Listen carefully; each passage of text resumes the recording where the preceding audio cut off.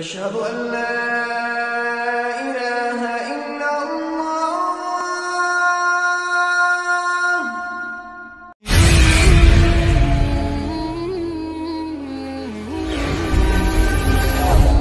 إن الحمد لله نحمده ونستعينه ونستغفره ونؤمن به ونتوكل عليه ونعوذ بالله من شرور أنفسنا ومن سيئات أعمالنا من يهده الله فلا مضل له ومن يضلله فلا هادي له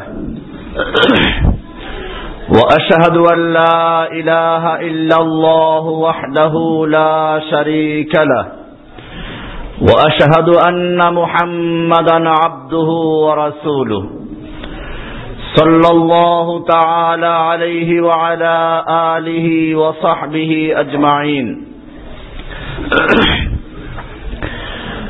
আল্লাহ সুবহানাহু ওয়া তাআলার মহান দরবারে লাখ শুকরিয়া জ্ঞাপন করছি, যিনি আমাদেরকে প্রতি জুমার ন্যায় আজকেও সালাতুল জুমা আদায় করার জন্য মারকাজুল উলুম আল ইসলামিয়া মসজিদে আসার তৌফিক এনায়েত করেছেন। এজন্য বলি আলহামদুলিল্লাহ। বাংলাদেশের বর্তমান পরিস্থিতি আমরা গত জুমায় কিছুটা আলোচনা করেছিলাম। মুসলিম জাতি এক ক্রান্তিকাল অতিক্রম করছে। ঢাকার শাহবাগে একদল নাস্তিক মোরতাদ ব্লগার মাসকে মাস 3টা হাসপাতালের রাস্তা বন্ধ করে দিয়ে ঢাকা প্রবেশের গুরুত্বপূর্ণ রাস্তাগুলো বন্ধ করে দিয়ে মাসকে মাস পর্যন্ত বাদর আর বাদরির মতো নাচানাচি করলো। এজন্য তাদেরকে উৎখাত করার কোনো চিন্তা করা হলো না। আর বাংলাদেশের প্রান্ত থেকে বিভিন্ন অঞ্চল থেকে এদেশের তাওহীদি জনতা আল্লাহর নবীর অপমান সহ্য না করে, আল্লাহর কালামের বিকৃতি সহ্য না করে, আল্লাহর বিধানের বিদ্রূপ সহ্য না করে বাংলাদেশের প্রত্যন্ত অঞ্চল থেকে যখন প্রতিবাদ জানাতে আসলো, সারাদিন মিছিল মিটিং করে আর না খেয়ে থেকে রাত্রে যখন ঘুমিয়ে পড়ল, সেই নিরীহ নিরস্ত্র ক্ষুধার্ত মুসাফের মানুষদের প্রতি পুলিশ, র্যাব, বিজেপি এবং একদল গুন্ডা সহ তাদেরকে রাতের অন্ধকারে বাতি বন্ধ করে দিয়ে নির্বিচারে হত্যা করা হলো। এই আল্লাহর বান্দাদেরকে একটা রাত সহ্য করা হলো না, একটা রাত তাদেরকে থাকার সুযোগ হলো না। যদিও নাস্তিক মোরতাদেরা মাসকে মাস রাস্তা দখল করেছিল। ভাইয়েরা আমার, আল্লাহ সুবহানাহু ওয়া তাআলা মানব জাতিকে পরিষ্কার নির্দেশনা দিয়েছেন কোরআনের মাধ্যমে। সেদিন মানুষকে হত্যা করা হলো। যেই সমস্ত টেলিভিশন চ্যানেলগুলো প্রচার করছিল, লাইভ দেখাচ্ছিল, ইসলামিক টিভি নয়া দিগন্ত বন্ধ করে দেওয়া হলো। শুধু এ পর্যন্তই না, পরবর্তীতে বিভিন্ন পত্রপত্রিকা রিপোর্ট করলো, কেউ বলেছে 2000, কেউ 3000, কেউ বলেছে 1000। আর যারা এই হত্যাকাণ্ড চালালো সেই নাস্তিক মোরতাদের পৃষ্ঠপোষক সরকার বলল কিচ্ছু না। যদি কিছুই না হবে তাহলে কেন তারপরের দিন একটু যেতে না যেতে আবার দাঙ্গা শুরু হলো? যদি তা নাই হবে তাহলে কেন চাঁদপুর গিয়ে আবার সংঘর্ষ হলো? এত মারাত্মক সংঘর্ষ হলো, সেখানে পুলিশ, বিজিবি সহ 19 জন মারা গেল। হাটহাজারীতে মারা গেল আরো 6 জন। বাগেরহাটে আরো 2, শাপলা চত্বর থেকে ইত্তেফাক মোড় পর্যন্ত, আবার ইসলাম চেম্বার থেকে শাপলা চত্বর পর্যন্ত কেন সকালবেলা ঢাকা সিটি কর্পোরেশনের হোস পাইপ দিয়ে পানি দিয়ে ধুয়ে ফেলা হয়েছিল? ভাইয়েরা আমার, ইতিহাস কোনদিন চেপে রাখা যায় না। বর্তমানে বের হচ্ছে সেই রাতের অন্ধকারে ময়লা আবর্জনার সঙ্গে আশরাফুল মাখলুকাত বনি আদমকে তুলে নিয়ে বড় বড় ময়লার স্তূপগুলো তাদেরকে দাফন করে দেওয়া হয়েছে। আপনারা জানেন, জুরাইনের কবরস্থান থেকে এখন সেই লাশের আওয়াজ শুরু হয়েছে। সেদিন বেশি দূরে নয়, যেদিন এই মৃত্যু লাশগুলো প্রত্যেকটা গণকবর থেকে মিছিল শুরু করবে, ইনশাআল্লাহ জালিমদেরকে ফেরাউনদের মধ্যে ধ্বংস করবে ইনশাআল্লাহ। ভাইয়েরা আমার, এই কঠিন মুহূর্তে আর এক দল বের হলো পরিবেশবাদী গাছ প্রেমিক। এই গাছ প্রেমিকদের সংখ্যা বেড়ে গেল। তারা দেখলো হেফাজত কর্মীরা অনেক গাছ কেটে ফেলেছে। আর এক দল দেখতে পেল তারা রাস্তার থেকে ডিভাইডার সরিয়ে ফেলেছে। আমি এই উম্মাদকে জানিয়ে দিতে চাই,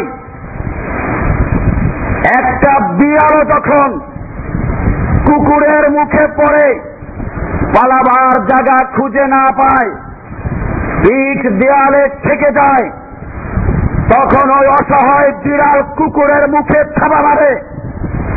কবি শেখ সাদী সুন্দর করে বলেছেন, ইদা ইয়াইসাল ইনসানু ক্বালা লিসানুহু কাসিন্নুরি মাগলুবিন ইয়াসুলু আলাল কালব। ঠিক তেমনি ভাবে মানুষও যখন অসহায় হয়ে পড়ে, পিঠ যখন দেয়ালে থেকে যায়, তখন তারা বন্দুককে ভয় করে না, বাঁচার জন্য চেষ্টা করে। একটা দুর্বল প্রাণীও চেষ্টা করে। একটা গরুও যখন লাঠি দেখে তখন দৌড় দেয়, পালাতে না পারলে শিং দিয়ে গুঁতো মারতে শুরু করে। একটা হাঁস দুর্বল প্রাণী, যখন তার বাচ্চাকে কেউ তুলে নেয় তখন সে ধাওয়া করে। একটা মুরগি যখন তার বাচ্চাকে কেউ ধাওয়া করে, তখন সে ওখানে হামলাকারীকে প্রতিহত করার চেষ্টা করে। সেদিন সেই ক্লান্ত শ্রান্ত মানুষেরা যখন দেখল নির্বিচারে তাদেরকে হত্যা করা হচ্ছে, তখন তারা হাতের কাছে যা পেয়েছিল, হয়তো কোনো গাছ পেয়েছিল, তা ভেঙ্গে তারা প্রতিহত করার চেষ্টা করলো।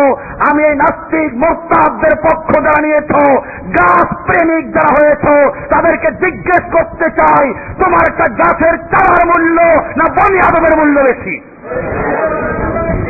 তোমাদের কাছে বনি আদমের কোনো মূল্য নেই, এদেশের তাওহীদি জনতার কোনো মূল্য নেই। সেজন্য তোমাদের কাছে একটা গাছের ডালের মূল্য বেশি হয়েছে।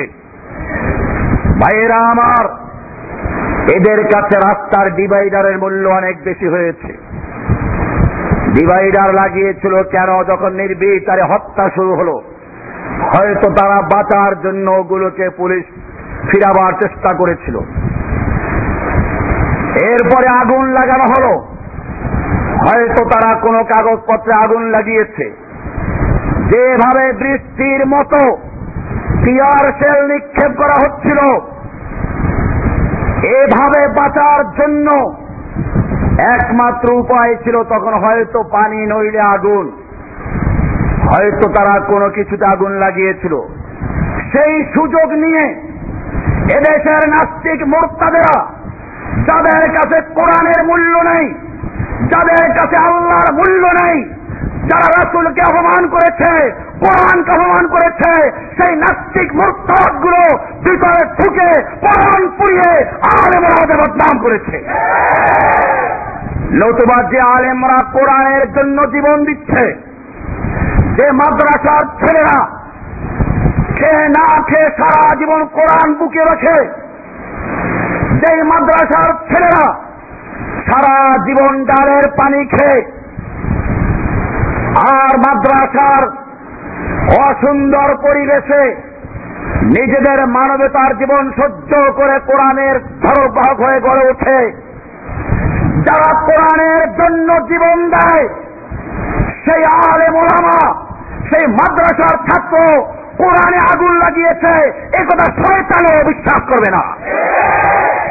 নাস্তিক মোরতাদ বিশ্বাস করতে পারে, তাদের পা চাটা একদল দরবারি গোলাম বিশ্বাস করতে পারে, অথবা মিলাদের মিষ্টি খাওয়ার একদল হুজুর বিশ্বাস করতে পারে, একদল কবর পূজারী, মাজার পূজারী আর ফরিদুদ্দিন মাসউদের মতো লোকেরা বিশ্বাস করতে পারে, কিন্তু কোরআন প্রেমিক, আল্লাহ প্রেমিক, রাসূল প্রেমিক কোন মানুষকে ধোঁকা দেওয়া যাবে না। তোমাদের ধোঁকায় তারা কর্ণপাত করবে না। ভাইয়েরা আমার, আজকে আমাদের মনে রাখতে হবে, মুসলিম জাতি এরকম নির্যাতন সহ্য করতে পারে না। এজন্য আমাদের পন্থা কি? আজকের লেকচারের বিষয় হচ্ছে মোরা আর কত মার খাবো, মোরা আর কত মার খাবো।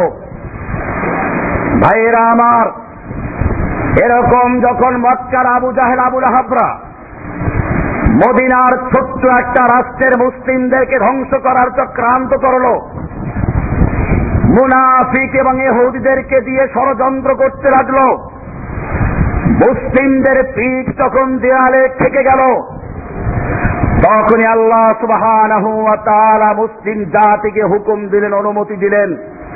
কোরআন বলছে সূরা হজের 22 নম্বর সূরার 39-40 নম্বর আয়াত পরিষ্কার বলছে, উযিনা লিল্লাযীনা ইউকাতালুনা বিআন্নাহুম যুলিমু ওয়া ইন্নাল্লাহা আলা নাসরিহিম লাকাদির আল্লাযীনা উখরিজু মিন দিয়ারিহিম বিগাইরি হাক্কিন ইল্লা আন ইয়াকুলু রাব্বুনাল্লাহ। আল্লাহ সুবহানাহু ওয়া তাআলা বলছেন, উযিনা লিল্লাযীনা ইউকাতালুনা, অনুমতি দেওয়া হলো যুদ্ধ করার জন্য ওই সমস্ত লোকদেরকে যাদের উপর আক্রমণ করা হয়েছে, ইউকাতালুনা, যাদেরকে হত্যা করা হচ্ছে, যাদের উপরে গুলি চালানো হচ্ছে, রাতের অন্ধকারে বাতি বন্ধ করে দিয়ে যাদেরকে মারা হচ্ছে, উযিনা লিল্লাযীনা ইউকাতালুনা, সেই লোকদের প্রতি, মজলুম মানুষদের প্রতি আল্লাহর পক্ষ থেকে অনুমোদন দেওয়া হলো, বিআন্নাহুম যুলিমু, তারা নির্যাতিত, নিপীড়িত, তাদের উপরে জুলুম করা হয়েছে, তাদেরকে অনুমতি দেওয়া হচ্ছে এখন তারা যুদ্ধ করবে আর মার খাবে না। যুদ্ধ করার জন্য অস্ত্র কোথায়?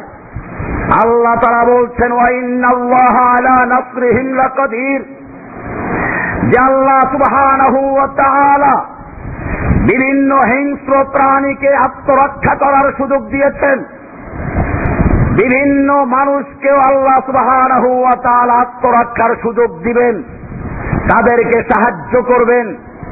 আল্লাহ তাআলা বলছেন তোমাদেরকে এরকম মার খেলে চলবে না। ওয়া ইন্নাল্লাহা আলা নাসরিহিম লাকাদির আল্লাযীনা উখরিজু মিন দিয়ারিহিম বিগাইরি হাক্কিন, যাদেরকে অন্যায় ভাবে তাদের নিজের আবাসস্থল থেকে বের করা হয়েছে, অন্যায় ভাবে জুলুম করা হচ্ছে, অন্যায় ভাবে যাদেরকে গ্রেফতার করে নির্যাতন করা হচ্ছে, আল্লাহ তাআলা বলছেন আল্লাযীনা উখরিজু মিন দিয়ারিহিম বিগাইরি হাক্কিন, তাদের অপরাধ কি? ইল্লা আন ইয়াকুলু রাব্বুনাল্লাহ, তাদের অপরাধ একটাই, শুধুমাত্র তারা বলে আমাদের রব আল্লাহ, আমরা এক আল্লাহর বিধান মানি, এক আল্লাহর হুকুম মানি, আল্লাহ ছাড়া কারো আনুগত্য করি না। এই অপরাধে যাদেরকে হত্যা করা হচ্ছে, এই অপরাধে যাদেরকে বাড়ি ঘর থেকে বের করে দেওয়া হচ্ছে, এই অপরাধের কারণে যাদের উপরে জুলুম করা হচ্ছে, আল্লাহ সুবহানাহু ওয়া তাআলা সেই লোকদেরকে বলেছেন তোমাদেরকে এখন থেকে যুদ্ধ করার অনুমতি দেওয়া হলো। এরপরে আল্লাহ তাআলা বলছেন এই যুদ্ধ কেন করবে? এই যুদ্ধ করবে ফিতনা নির্মূল করার জন্য, এই যুদ্ধ করবে সন্ত্রাস নির্মূল করার জন্য। যারা নিরীহ লোকদেরকে হত্যা করে, যারা মানুষের জমি দখল করে, যারা চাঁদাবাজি করে, যারা মানুষকে খুন করে অন্যায়ভাবে, আল্লাহ সুবহানাহু ওয়া তাআলা সেই সকল সন্ত্রাসী মিথ্যাবাদ লোকদেরকে প্রতিহত করার জন্য হুকুম করেছেন সূরা আনফাল 8 নম্বর সূরার 39 নম্বর আয়াত এবং সূরা বাকারার 193 নম্বর আল্লাহ বলছেন ওয়াকাতিলুহুম হাত্তা লা তাকুনা ফিতনা ওয়া ইয়াকুনা আদ-দীনু কুল্লুহু লিল্লাহ। তোমরা ওদের বিরুদ্ধে যুদ্ধ করো, ওয়াকাতিলুহুম কিতাল করো, যুদ্ধ করো, হাত্তা লা তাকুনা ফিতনা, যতক্ষণ পর্যন্ত ফিতনা চিরতরে নির্মূল না হয়ে যায়, ওয়া ইয়াকুনা আদ-দীনু কুল্লুহু লিল্লাহ, এবং সর্বত্র আল্লাহর দ্বীন প্রতিষ্ঠিত হয়ে যায়। যতক্ষণ পর্যন্ত মানব রচিত কোন সংবিধান থাকবে, যতক্ষণ পর্যন্ত কুফরি কোন মতবাদ বিজয়ী থাকবে, যতক্ষণ পর্যন্ত আল্লাহর সংবিধান প্রতিষ্ঠিত না হবে, ততক্ষণ পর্যন্ত ওহীর বাণী বিজয়ী না হবে, আল্লাহ তাআলা বলছেন ততক্ষণ পর্যন্ত তোমরা যুদ্ধ চালিয়ে যাও, তার মধ্যে তোমাদেরকে বিরতি নেওয়ার সুযোগ নেই। ভাইরা আমার, আল্লাহ সুবহানাহু ওয়া তাআলা আরো বলেছেন সূরা বাকারা 2 নম্বর সূরার 190 নম্বর আয়াতে ওয়াকাতিলু ফি সাবিলিল্লাহিল্লাযীনা ইউকাতিলুনাকুম, যারা তোমাদের বিরুদ্ধে যুদ্ধ করে, যারা তোমাদেরকে হত্যা করে, তোমাদেরকে যারা মারে, আল্লাহ তাআলা বলছেন ওয়াকাতিলু ফি সাবিলিল্লাহিল্লাযীনা ইউকাতিলুনাকুম, তোমরাও তাদের বিরুদ্ধে যুদ্ধ করো, তাদের বিরুদ্ধে লড়াই করো, ওয়ালা তা'তাদু, এক্ষেত্রে আল্লাহ বলছেন সীমা লঙ্ঘন করো না। ইসলামের নীতি দেখবেন, ইসলাম জিহাদ মানে সন্ত্রাস নয়, ইসলামের কিতাল মানে সন্ত্রাস নয়। ইসলাম তার লক্ষ্য উদ্দেশ্য পরিষ্কার করে দিয়েছে। আল্লাহ তাআলা বলছেন যারা তোমাদেরকে মারে, যারা তোমাদেরকে হত্যা করে, তোমরা তাদেরকেও হত্যা করো, ওয়ালা তা'তাদু, সীমা লঙ্ঘন করো না। এর ব্যাখ্যায় আল্লাহর নবী সাল্লাল্লাহু আলাইহি ওয়াসাল্লাম যুদ্ধের নীতি ঘোষণা করেছেন। কোন অসহায় নারীদের উপরে হাত তুলবে না, তাদের হত্যা করবে না, শিশুদেরকে মারবে না, এরকম কোন ধর্মীয় পণ্ডিতকে মারবে না। আর যদি তারা আবার যুদ্ধের নেতৃত্ব দেয় তাহলে ভিন্ন কথা। এমনি ভাবে আল্লাহ তাআলা বলেছেন, এরপরে আরো সাবধান করে বলছেন ইন্নাল্লাহা লা ইউহিব্বুল মুতাদিন, আল্লাহ তাআলা সীমা লঙ্ঘনকারীদেরকে ভালোবাসেন না, পছন্দ করেন না। সূরা বাকারা 190 নম্বর আয়াত। এমনি ভাবে আজকে যারা আল্লাহর বিরুদ্ধে কথা বলছে, আল্লাহর নবীকে গালিগালাজ করছে, কোরআন হাদিসকে নিয়ে যারা তুচ্ছ তাচ্ছিল্য করছে, আল্লাহ তাআলা বলছেন মুমিনরা তোমরা তাদের বিরুদ্ধে যুদ্ধ করো। সূরা তওবা 9 নম্বর সূরার 14 নম্বর আয়াত আল্লাহ তাআলা বলছেন কাতিলুহুম ইউআযিবুহুমুল্লাহু বিআইদিকুম ওয়া ইউখজিহিম ওয়া ইয়ানসুরকুম আলাইহিম ওয়া ইয়াশফি সুদুরা কওমিন মুমিনিন। আল্লাহ তাআলা বলছেন তোমরা ওদের বিরুদ্ধে যুদ্ধ করো, আল্লাহ তাআলা তোমাদের মাধ্যমে, তোমাদের হাতে ওদেরকে শাস্তি দিবেন, ওয়া ইউখজিহিম, এবং ওদেরকে অপমান করবেন, ওয়া ইয়ানসুরকুম আলাইহিম, এবং তোমাদেরকে তাদের বিরুদ্ধে সাহায্য করবেন, ওয়া ইয়াশফি সুদুরা কওমিন মুমিনিন, এবং মুমিনদের অন্তর সমূহকে আল্লাহ তাআলা চিন্তা মুক্ত করবেন, প্রশান্তি দিবেন। মুমিনদের অন্তরে এখন যে আগুন জ্বলছে, আল্লাহ সুবহানাহু ওয়া তাআলা বলছেন তোমাদের আগুন প্রশমিত করার জন্য তোমাদের অন্তরে ঈমানী চেতনা এবং তোমাদের ভাইদের জন্য যে সহমর্মিতা, এই চেতনাকে ধরে রাখার জন্য তোমাদের ঈমানের আরো শক্তি বৃদ্ধি করে ওদের বিরুদ্ধে যুদ্ধ করো, তাহলেই তোমাদের ইনশাআল্লাহ অন্তরের জ্বলন ঠান্ডা হয়ে যাবে, পরিষ্কার হয়ে গেল। এমনি ভাবে আল্লাহ সুবহানাহু ওয়া তাআলা আল্লাহর নবীকে পর্যন্ত বলেছেন ফাকাতিল ফি সাবিলিল্লাহি, আপনি নিজে আল্লাহর দুশমনদের বিরুদ্ধে যুদ্ধ করুন, আল্লাহর রাস্তায় যুদ্ধ করুন। ফাকাতিল, আপনি কিতাল করুন, যুদ্ধ করুন। লা তুকাল্লাফু ইল্লা নাফসাক, আপনি নিজের ব্যাপারে নিজে দায়িত্বপ্রাপ্ত। অর্থাৎ কেউ যদি আপনার সঙ্গে না থাকে, কেউ যদি আপনার সহযোগিতা না করে, সকলেই আপনার বিরোধিতা করে, আল্লাহ তাআলা বলছেন তারপরও আপনি চালিয়ে যান। ওয়াহাররিদিল মুমিনিনা আলাল কিতাল, ওয়াহাররিদিল মুমিনিন, আর মুমিনদেরকে উদ্বুদ্ধ করুন। আসাল্লাহু আন ইয়াকুফা বাসাল্লাযিনা কাফারু, আশা করা যায় যদি তোমরা যুদ্ধের ময়দানে অবতীর্ণ হও, আল্লাহ তাআলা অচিরেই কাফেরদের শক্তিকে প্রতিহত করবেন। যুদ্ধের মাধ্যমে আল্লাহ তাআলা কুফফারদের শক্তিকে প্রতিহত করবেন। আল্লাহ ওয়াদা করেছেন, আল্লাহ তাআলা বলছেন আল্লাহু আশাদ্দু বাসান ওয়া আশাদ্দু তানকিলা, জেনে রাখো ওদের শক্তি আর ওদের চক্রান্ত এর চেয়ে আল্লাহর শক্তি, আল্লাহর কৌশল অনেক বড়। আল্লাহ সুবহানাহু ওয়া তাআলা শাস্তি দানে অনেক কঠোর এবং শক্তিতে আল্লাহ তাআলা ওদের চেয়ে অনেক বড়। সূরা নিসা 4 নম্বর সূরার 84 নম্বর আয়াত। এমনি ভাবে আল্লাহ সুবহানাহু ওয়া তাআলা আরো বলেছেন, ইয়া আইয়ুহান নাবিয়্যু হাররিদিল মুমিনিনা আলাল কিতাল, হে নবী আপনি মুমিনদেরকে যুদ্ধ করার জন্য উৎসাহিত করুন, উদ্বুদ্ধ করুন। ইয়াকুম মিনকুম 20 সাবিরুনা, যদি তোমাদের মধ্যে 20 জন মানুষ হয় যারা অটল থাকবে, যুদ্ধের ময়দান থেকে পালাবে না, হাত উঁচু করে আত্মসমর্পণ করবে না, আমি আমার মুসলিম তৌহিদি জনতাকে বলছি, খবরদার, তোমরা যে ভুল করেছো তওবা করতে হবে। এরপরে যেন এরকম কোন কুফফারদের সামনে কখনো হাত উঁচু করে অপমানজনকভাবে পালাতে না দেখা যায়। প্রয়োজনে আল্লাহর রাস্তায় জীবন দিবে, কিন্তু একটা লোক যেন ইসলামকে অপমান করতে না পারে। আল্লাহ তাআলা বলছেন, ইয়াকুম মিনকুম 20 সাবিরুনা, যদি তোমাদের মধ্যে 20 জন মানুষ থাকে যারা সাবিরুন, অটল থাকে, পালায়ন পর হবে না, ইয়াগলিবু মিয়াতাইনে, তাহলে তারা 200 লোকের উপরে বিজয় লাভ করবে।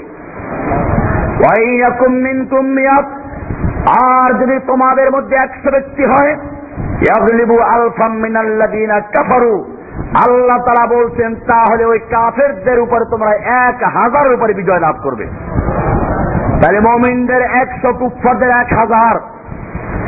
আল্লাহ তাআলা বলছেন বিআন্নাহুম কওমুন লা ইয়াফকাহুন, এটা এই জন্য ওই কুফফার কওমেরা বুঝে না, ওরা অবুঝ, ওরা পশু সমতুল্য। 1000 গরু, 1000 ছাগল চালাবার জন্য যেমন একজন লোক যথেষ্ট, আল্লাহ সুবহানাহু ওয়া তাআলা বলছেন ওরা সেই নাবুঝ কওম, ওরা হচ্ছে সেই পশু তুল্য। যদি 100 মুমিন ঠিক মতো দাঁড়াতে পারো, ওদের 1000-এর মোকাবেলা করা তোমার আমার সহজ করে দিব। ওয়াদা করেছেন কে? সূরা আনফাল 8 নম্বর সূরার 65 নম্বর আয়াত। ভাইয়েরা আমার, কোরআনের আয়াত পরিষ্কার করে দিয়েছে, আজকে যখন মুসলিমদের হত্যা করা হলো, এর কতজন মারা হলো সে নিয়ে বিভ্রান্তি ছড়াচ্ছে। আলী রাদিয়াল্লাহু তাআলা আনহু বলেছেন, তুমি কখন বুঝবে একটা জাতি, একটা গোষ্ঠী নষ্ট হয়ে গেছে? যখন দেখবে দারিদ্ররা ধৈর্যহারা হয়ে গেছে, যখন দেখবে ধনীরা কৃপণ হয়ে গেছে, যখন দেখবে মূর্খরা মঞ্চে বসে আছে, যখন দেখবে জ্ঞানীরা পালিয়ে যাচ্ছে, যখন দেখবে শাসকেরা মিথ্যা কথা বলছে, তখনই মনে করবে ওই দেশ, ওই জাতি নষ্ট হয়ে গেছে। পরিষ্কার ভাবে দেখা যাচ্ছে, আজকে আমরা দেখতে পাচ্ছি এক সময় যাদের জুতা পরার ক্ষমতা ছিল না, তারা এখন বড় বড় প্রাসাদের মালিক। আল্লাহর নবীকে জিজ্ঞেস করা হয়েছে, হাদিসে জিব্রাইল হাদিসের সব কিতাবগুলোতে আছে।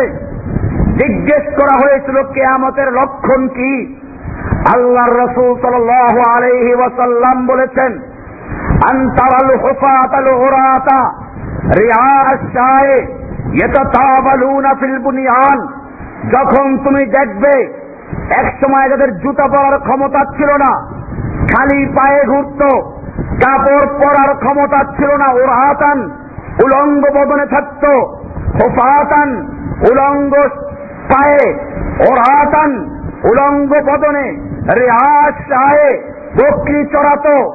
এই সমস্ত লোকদেরকে দেখবে ইয়াতাতাবালুনা ফিল বুনিয়ান, তারা বড় বড় অট্টালিকা প্রাসাদ নির্মাণ করার প্রতিযোগিতা করছে। তখনই তুমি মনে করবে কিয়ামত অনেক কাছে এসে গেছে। আপনারা দেখেছেন রানা প্লাজার মালিক এই লোক কি ছিল, এর বাবা কি ছিল? এই হাদিস অনুযায়ী পরিষ্কার এরশাদ সিকদার ছিল কয়েক বছর আগে, আপনারা জেনেছেন। কি ছিল এই লোকগুলো? কেউ ছিল ফিসকের চোর, কেউ ছিল রাস্তার চাঁদাবাজ। সেই সমস্ত লোকেরা বড় বড় অট্টালিকা নির্মাণ করে এখন তারা ক্ষমতায় বসে আছে, আর ক্ষমতাসীনরা মিথ্যা কথা বলছে। আলী রাদিয়াল্লাহু তাআলা আনহু বলছেন, তখন তোমাদের সামনে এই দৃশ্য চলে আসবে, মনে করবে সেই জাতি সেই সমাজ নষ্ট হয়ে গেছে। ভাইরা আমার, এই নষ্ট সমাজে মুসলিমরা বসে থাকতে পারে না। এই জন্য আল্লাহ সুবহানাহু ওয়া তাআলা জিহাদ ফরজ করেছেন নষ্ট অংশকে অপারেশন করার জন্য। আমি গত জুমায় বলেছিলাম, একটা অংশ যখন অসুস্থ হয়ে পড়ে মানুষ অ্যান্টিবায়োটিক দেয়, অন্য ঔষধ দেয়, কোন ঔষধে কাজ হচ্ছে না। এরপরে ডাক্তার দেখালো, পরীক্ষা নিরীক্ষা করে ডাক্তার বললেন এটা ক্যান্সার হয়ে গেছে, অপারেশন করতে হবে। অপারেশন না করলে বাকি অংশ পচে যাবে, ক্যান্সার ছড়িয়ে পড়বে, 2 লক্ষ টাকা লাগবে। লোকটা বাড়ি গিয়ে গরু বিক্রি করে, জমি বিক্রি করে, ধার কর্জ করে টাকা জোগাড় করে ডাক্তারের হাতে তুলে দেয়। ডাক্তার এবারে তাকে অপারেশন রুমে নিয়ে গেল। অপারেশন রুমে গিয়ে তাকে একটা অংশ কেটে ফেললো। আজ পর্যন্ত কোন জ্ঞানী বা পাগল পর্যন্ত অভিযোগ করছে না ডাক্তার কেন তার অপারেশন রুমে একটা লোককে অঙ্গহানি ঘটাচ্ছে, ডাক্তার কেন একটা লোককে কেটে ফেলছে। কারণ সকলেই জানে ডাক্তার কেটে ফেলছে এজন্য ওই পচা অংশ, ওই নষ্ট অংশ যদি কেটে না ফেলা হয়, ওই পচা অংশ বাকি অংশকে নষ্ট করে ফেলবে, বাকি অংশের ভিতরে ক্যান্সার ছড়িয়ে দিবে। এজন্য তাকে কেটে ফেলতে হবে। ডাক্তার যেরকম ভাবে একটা মানুষের দেহ নিয়ে চিন্তা করে, ডাক্তার যেরকম ভাবে একটা রুমের ভিতরে অপারেশন করে, একজন মুসলিমের দৃষ্টিতে গোটা বিশ্বের মানব জাতি একটা দেহ সমতুল্য। গোটা বিশ্বের মানুষ, আল্লাহ তাআলা কোরআনে বলেছেন, মান কাতালা নাফসান বিগাইরি নাফসিন আও ফাসাদিন ফিল আরদি ফাকান্নামা কাতালান নাস জামিআ। যদি কোন ব্যক্তি কোন একটা প্রাণীকে, একটা মানুষকে অন্যায় ভাবে হত্যা করে, অথচ সে কাউকে হত্যা করে নেই অথবা কোনো সন্ত্রাস করে নেই, এরকম অন্যায় ভাবে যদি কেউ একটা প্রাণীকে হত্যা করে, আল্লাহ তাআলা বলছেন ফাকান্নামা কাতালান নাস জামিআ, সেজন্য গোটা বিশ্বের সমস্ত মানুষকে হত্যা করলো। পক্ষান্তরে আল্লাহ তাআলা এরপরেই বলছেন ওয়ামান আহইয়াহা, যে ব্যক্তি একটা প্রাণীকে, একটা মানুষকে অন্যায় হত্যার হাত থেকে বাঁচালো, অন্যায় হত্যার হাত থেকে রক্ষা করলো, ফাকান্নামা আহইয়ান নাস জামিআ। এখানে বলা হয় না সমস্ত মুমিনদেরকে বাঁচালো, আল্লাহ তাআলা বলছেন ফাকান্নামা আহইয়ান নাস জামিআ, সেজন্য পৃথিবীর সমস্ত মানুষকে বাঁচালো। হত্যার বিরুদ্ধে, অন্যায় হত্যার বিরুদ্ধে সব ধর্মেই কিছু না কিছু বলা আছে। বিভিন্ন মানবাধিকার সংগঠন কথা বলে, কিন্তু জেনে রাখো কোরআন যেভাবে মানবাধিকারের কথা বলেছে, সেই মানবাধিকার বাস্তবায়ন করা হলে পৃথিবীতে মানুষের জন্য অধিকারের আর কোন আন্দোলন করার প্রয়োজন নেই। মানবাধিকারের জন্যই চোরে হাত কাটার বিধান, মানবাধিকারের জন্যই হত্যার বিধান কিসাস, মানবাধিকারের জন্যই জিনা বিচারের বিচার কঠোর করা হয়েছে, মানবাধিকারের জন্যই পর্দার বিধান দেওয়া হয়েছে, মানবাধিকারের জন্যই সম্পত্তির আইন রক্ষা করে রাখা হয়েছে। মানুষের মৌলিক যে 5টা বিষয়, মাল হেফাজত করা, জান হেফাজত করা, মান মর্যাদা রক্ষা করা, বংশ হেফাজত করা, জ্ঞান হেফাজত করা, এই 5টা জিনিস হচ্ছে মানুষের মৌলিক অধিকার। এই 5টার প্রত্যেকটার জন্য ইসলাম সুনির্দিষ্ট পরিকল্পনা দিয়েছে, সুনির্দিষ্ট বিধান দিয়েছে। আমার লেখা কিতাবুল ঈমান, কিতাবুল ঈমানের শেষ দিকে বিস্তারিত আলোচনা আছে, আমি সে আলোচনা আজকে করছি না।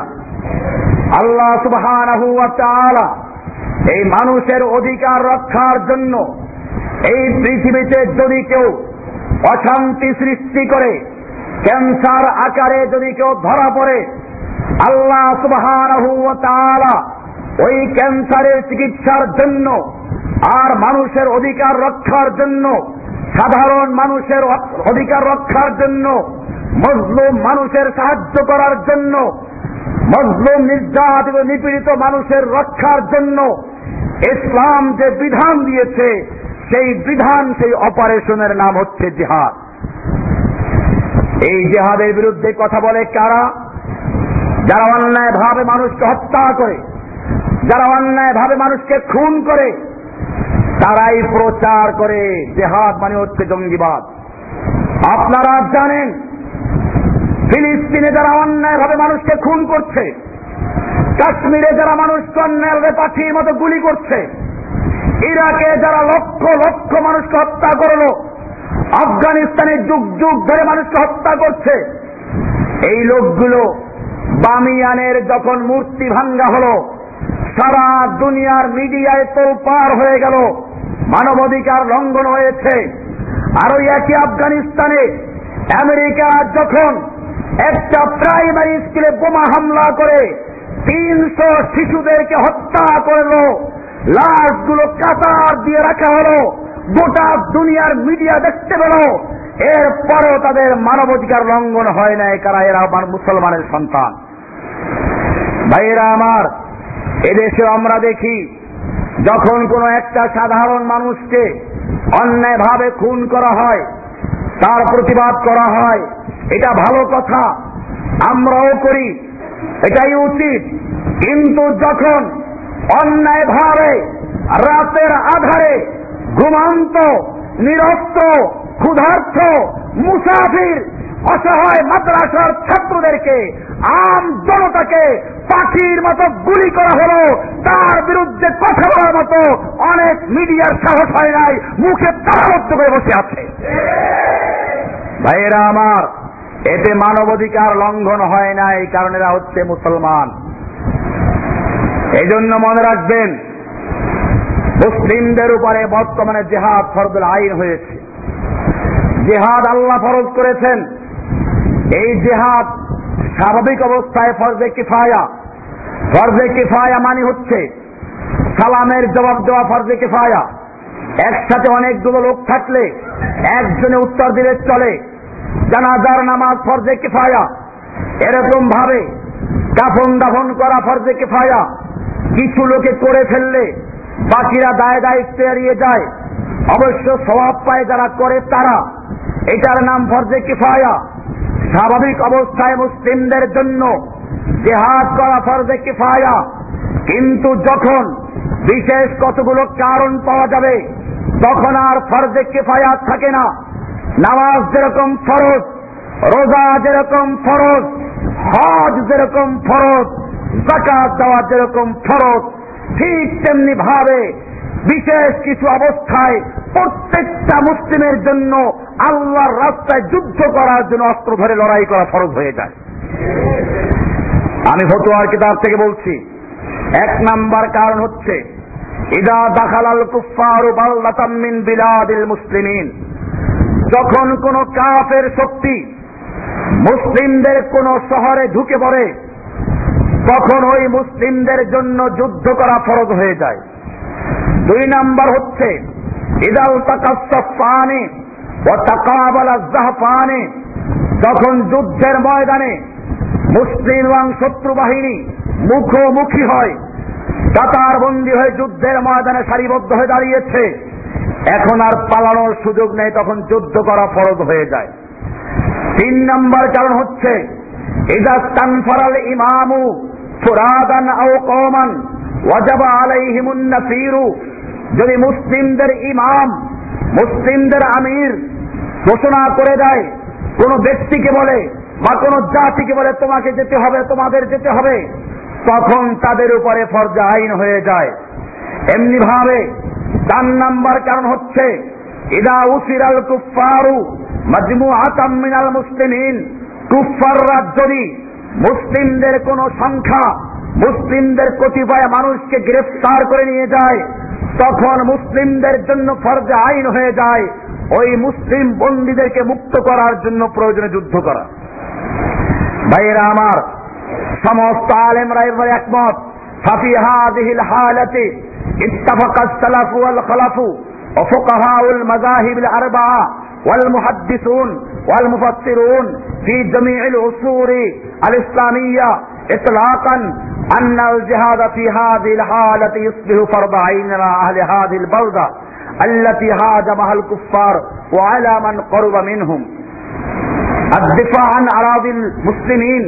এই কিতাবের 27 নম্বর পৃষ্ঠায় বলা হয়েছে, এই অবস্থায় প্রতিটি মুসলিমদের উপরে জিহাদ ফরজে আইন। এই ব্যাপারে কোন সালাফ, কোন খালাফ, 4 মাযহাবের কোন ইমাম, কোন মুহাদ্দিস, কোন মুফাসসির, কোন আলেম দ্বিমত করে নাই। সমস্ত আলেমদের ঐক্য মতে এটা ফরজুল আইন হয়ে যায়। এবারে সকলে ইজমা। ইমাম ইবনে তাইমিয়া রাহমাতুল্লাহ আলাইহি সেজন্য বলেছেন, আম্মা কিতালুদ দাফে ফাহুয়া আশাদ্দু আনওয়াইন আনিস সাইল আনিল হুরমাতি ওয়াদ দ্বীন ওয়াজিবুল ইজমান। ইমাম ইবনে তাইমিয়া বলেন, মুসলিম জাতির পার্থিব জান মাল ও দ্বীনের উপরে যখন আগ্রাসন চলে, তখন প্রত্যেকটা মুসলিমের জন্য জিহাদ করা ফরজ আইন হয়ে যায়। এই ব্যাপারে সমস্ত আলেমদের ইজমা রয়েছে, কারো কোনো দ্বিমত নেই। ইমাম ইবনে তাইমিয়ার কিতাব আল ইখতিয়ারাতুল ইলমিয়া প্রথম খণ্ড 270 নম্বর পৃষ্ঠা এবং আল ফাতাওয়া আল কুবরা লে ইবনে তাইমিয়া এই কিতাবের 5 নম্বর খণ্ডের 536 নম্বর পৃষ্ঠা। এবারে আমরা দেখব হানাফি মাযহাব কি বলে। এদেশের মানুষেরা হানাফি মাযহাব মানে, ভাইয়েরা আমার, যদিও আল্লাহর রাসূল কোন মাযহাব তৈরি করেন নাই, ইমাম আবু হানিফা রাহমাতুল্লাহ আলাইহি নিজেও কোন মাযহাব তৈরি করেন নাই, মুসলিমদের আলাদা কোন মাযহাব নেই।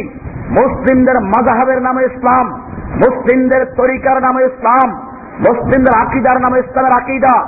আজকে মুসলিম জাতিকে বিভিন্ন দলে দলে ভাগ করা হয়েছে, কেউ হানাফি, কেউ শাফি, কেউ মালিকি, কেউ চিশতি, কেউ কাদেরি, কেউ নকশবন্দি, কেউ মুজাদ্দিদি। এই ভাগগুলো আল্লাহর নবী করে যান নাই, এমনকি যেই ইমামদের নামে এই দলগুলো তৈরি করা হয়েছে তারাও করেন নাই। যদি প্রশ্ন করা হয় ইমাম আবু হানিফা রাহমাতুল্লাহ আলাইহি কোন মাযহাবের ছিলেন, আপনি কি বলবেন?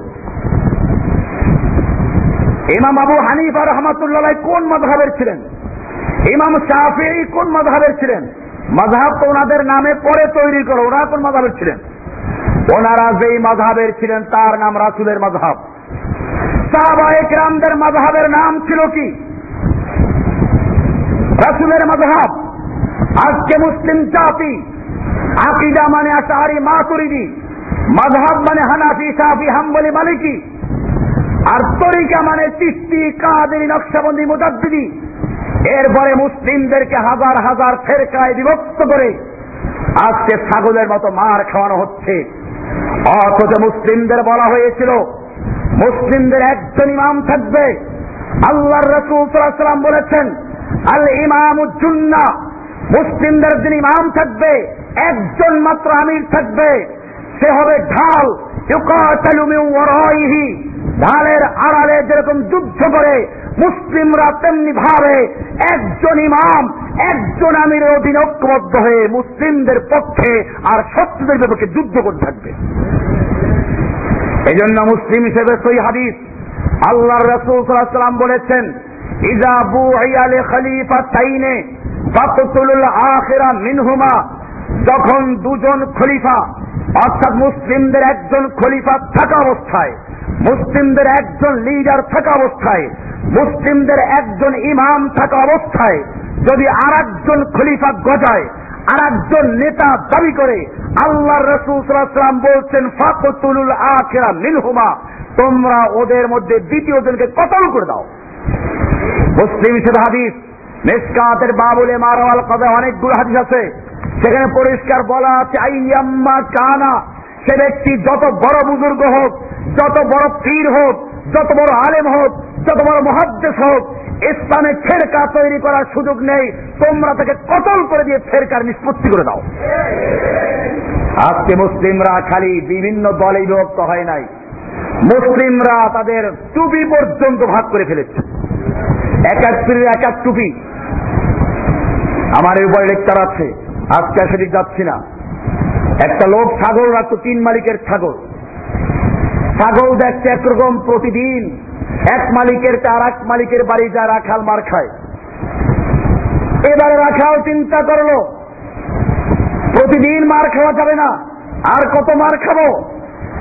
এজন্য সে চিন্তা করলো এক মালিকের যতগুলো ছাগল সবগুলোর কান ফুটা করলো।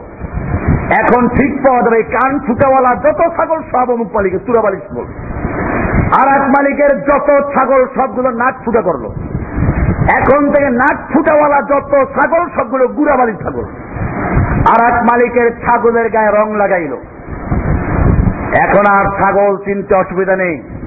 ঠিক তেমনি ভাবে মুসলিম জাতির একক ইমামতকে খ্রিস্টানরা চুরি করে, তারা একজন পোপের নেতৃত্বে চলে, আর মুসলিম জাতিকে চিশতিয়া, কাদেরিয়া, নকশবন্দিয়া, মুজাদ্দিদিয়া হাজারো ফেরকায় বিভক্ত করে দিয়ে এরপরে তাদেরকে চিনা যায়। সেজন্য কারো টুপি পাঁচকল্লি, কারো গোল, কারো লম্বা, টুপি পর্যন্ত ভাগ করেছে, পাগড়ির কালার পর্যন্ত ভাগ করে দিয়েছে। ভাইয়েরা আমার, যাই হোক, আমি একটা কথা প্রসঙ্গ অনেক দূরে চলে গেছি। আমাদেরকে আবার মুসলিমদের একজন ইমাম বানাতে হবে।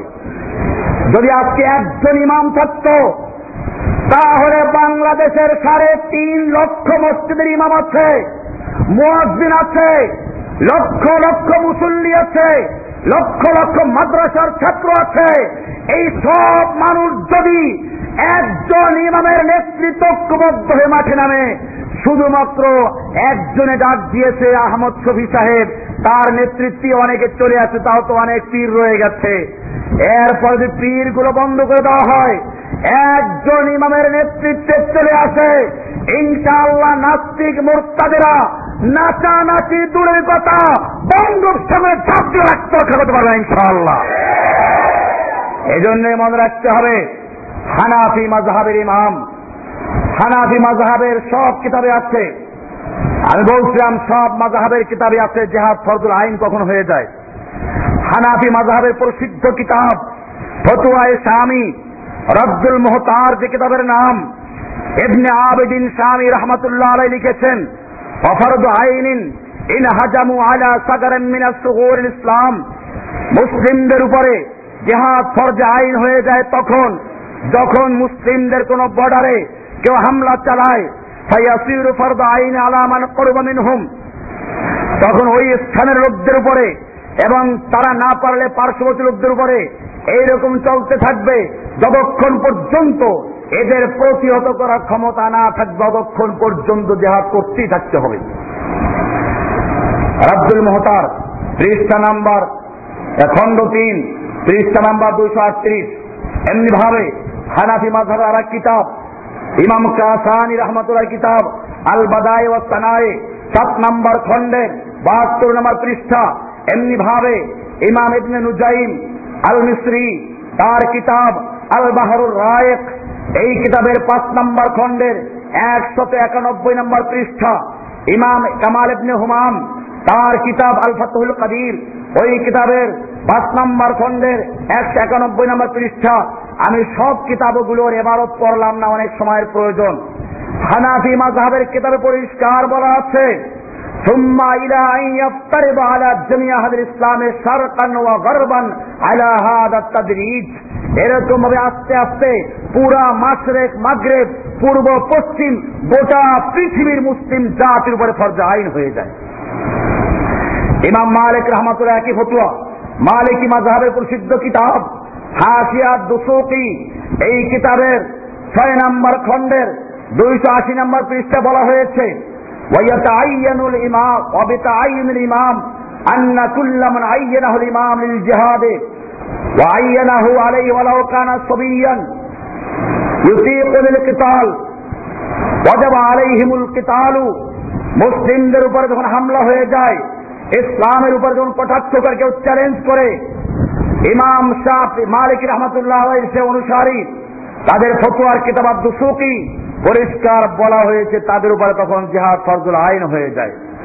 এরপরে তিনি লিখেছেন, এই সময় কোন গোলাম তার মালিকের অনুমতি নেওয়ার প্রয়োজন নেই, কোন কর্মচারী তার মালিকের অনুমতি নেওয়ার প্রয়োজন নেই, ঋণগ্রস্ত ব্যক্তি পাওনাদারের অনুমতি নেওয়ার প্রয়োজন নেই, স্বামী স্ত্রীর স্ত্রী স্বামীর কোনো অনুমতি নেওয়ার প্রয়োজন নেই। হাসিয়া দুসুকি 6 নম্বর খণ্ডে 280 নম্বর পৃষ্ঠা। এমনি ভাবে শাফি মাযহাবের কিতাব আল্লামা রামালি রাহমাতুল্লাহ লিখিত নিহায়াতুল মুহতাজ, এই কিতাবে পরিষ্কার বলা হয়েছে, ফাইন দাখালু বালদাতান লানা আও সারা বাইনাহুম বাইনা দুনা মাসাফাতিল কসর ফায়াযমা লাহা দাফু আলা হাত্তা আলা মান লা জিহাদ আলাইহি। একই কথা লিখেছেন, এখানেও বলেছেন, যখন কোন শত্রু আক্রমণ করে, দুশমন ইসলামকে চ্যালেঞ্জ করে, তখন সকলের প্রতি জিহাদ ফরজ আইন হয়ে যায়। নিহায়াতুল মুহতাজ খণ্ড 26 পৃষ্ঠা নম্বর 388। হাম্বলি মাযহাবের কিতাব এমনি ভাবে ইমাম ইবনে কুদামা হাম্বলি মাযহাবের প্রসিদ্ধ ইমাম, তিনি লিখেছেন, ইদাল তাকাজ জাহফানে ওয়া তাকাবালা সাফানে হারুমা আলা মান হাদার আল ইনসরাফ ওয়া তাআয়্যানা আলাইহিল মুকাম, যখন দুই পক্ষ মোকাবেলায় আসে, যুদ্ধের ময়দান অবতীর্ণ হয়, তখন আর কারোর জন্য পালানোর সুযোগ নেই, মুসলিমদেরকে আর বসে থাকার সুযোগ নেই, তাদের জন্য যুদ্ধ করা ফরজ হয়ে যায়। তিনি কোরআনের আয়াতে দলিল পেশ করেছেন, ইয়া আইয়ুহাল্লাযীনা আমানু ইযা লাকীতুম ফিয়াতান ফাসবুতু ওয়াযকুরুল্লাহা কাসীরা, সূরা আনফাল 8 নম্বর সূরার 45 নম্বর আয়াতে দলিল পেশ করেছেন। আল্লাহ তাআলা বলেন, হে ঈমানদারগণ, যখন তোমরা যুদ্ধের ময়দানে অবতীর্ণ হও, দুশমনদের মুখোমুখি হও, তখন তোমরা অটল থাকো, পালিয়ে যেও না।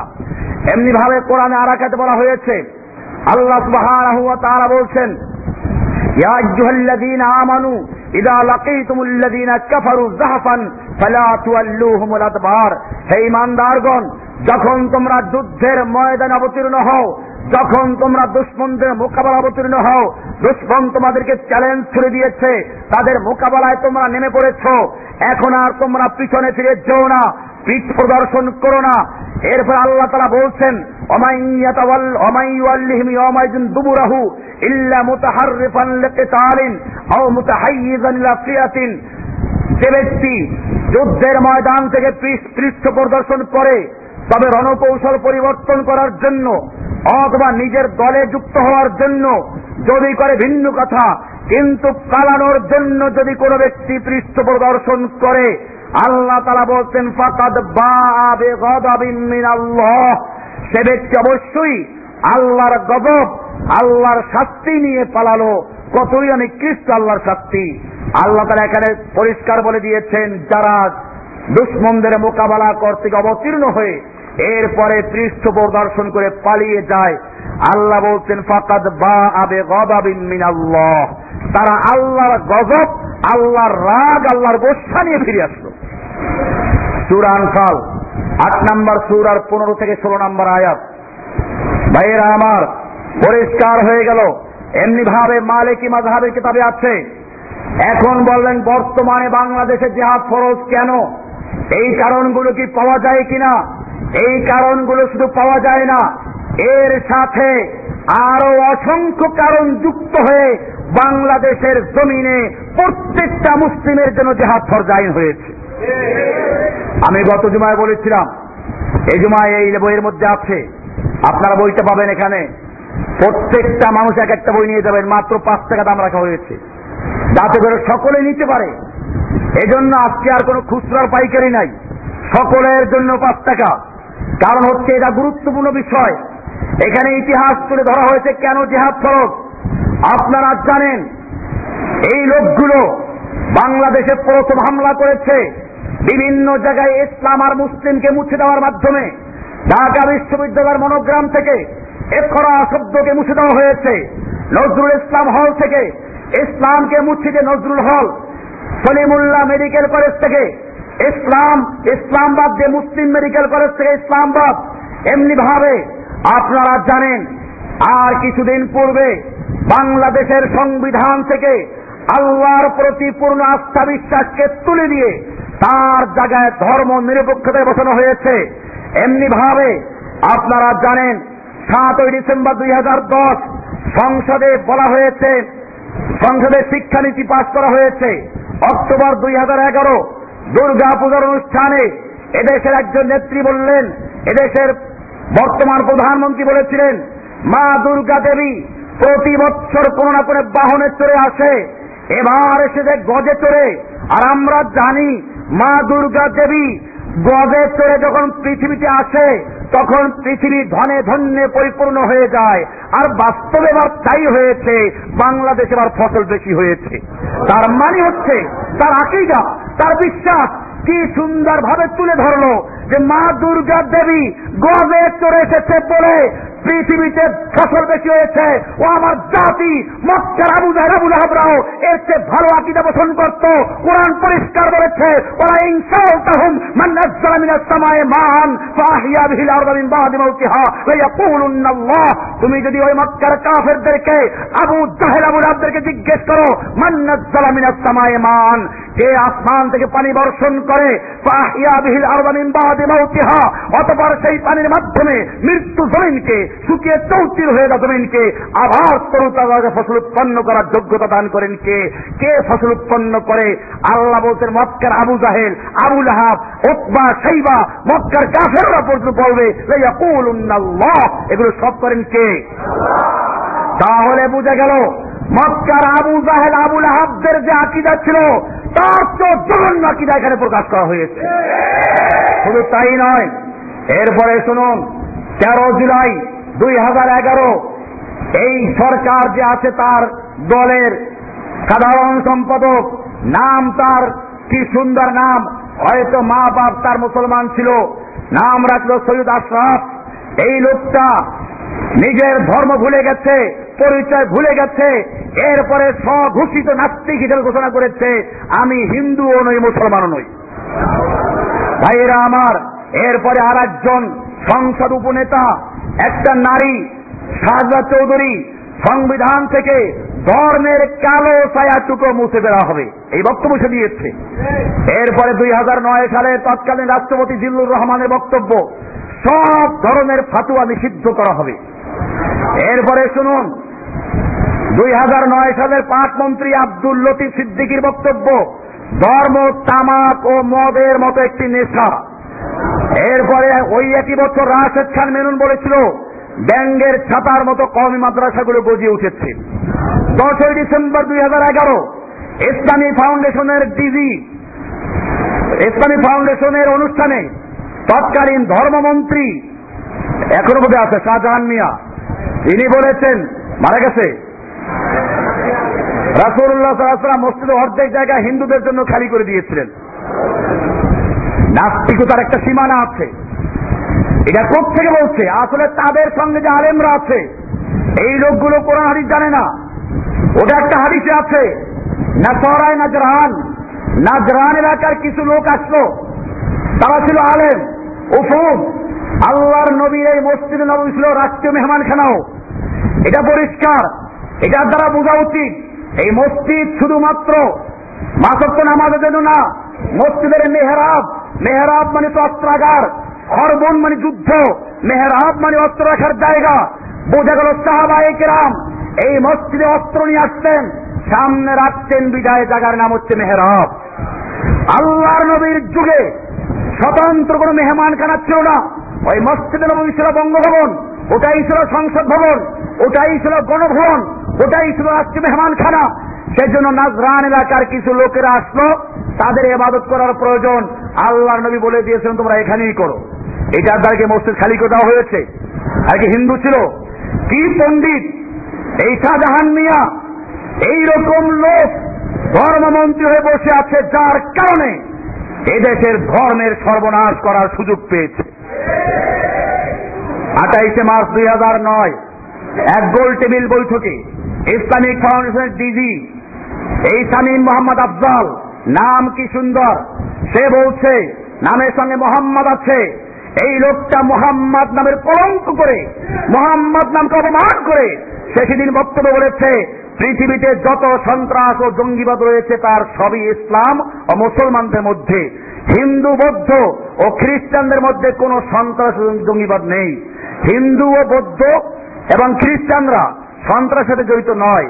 ভাইয়েরা আমার, এরপরে 10 ডিসেম্বর 2011 ইমামদের এক অনুষ্ঠানে ইসলামিক ফাউন্ডেশনের ডিজি সে বলেছিল রাসূল সাল্লাল্লাহু আলাইহি ওয়াসাল্লাম মসজিদ নববীর এক অংশ ইহুদিদের জন্য ছেড়ে দিয়েছেন।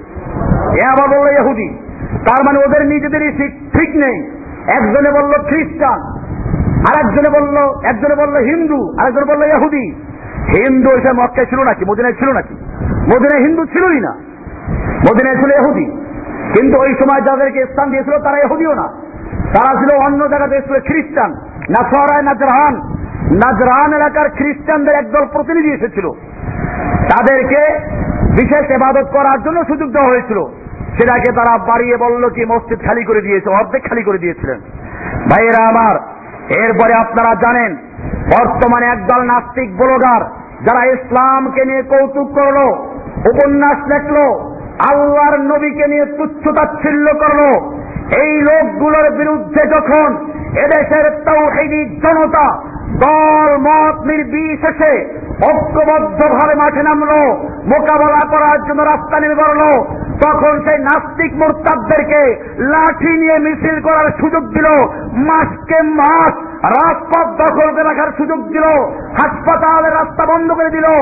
আর ওই ইসলাম প্রিয় জনগণ যখন আল্লাহর নবীর সম্মান রক্ষার জন্য, মর্যাদা রক্ষার জন্য, ইসলামের জন্য প্রতিবাদ করতে আসলো, তাদেরকে লাঠি দিয়ে পিটিয়ে, গুলি করে, টিয়ার সেলের গ্যাস খাওয়াইয়া তাদেরকে বিতাড়িত করা হলো।